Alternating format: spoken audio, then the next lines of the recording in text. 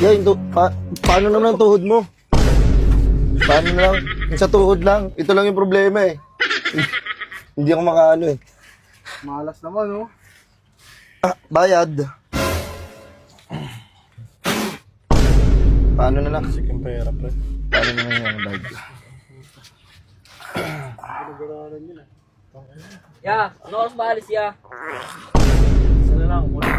Ay, ano yun? Ba't Baho! parang baho? Inano to? Pre, mutot ka ba, pre? Hindi ako gago. Boss, mutot ka ba, boss? Boss, sino umutot, boss? Ako yun, ah. Grabe ang baho talaga. Sakyan ko. Baho.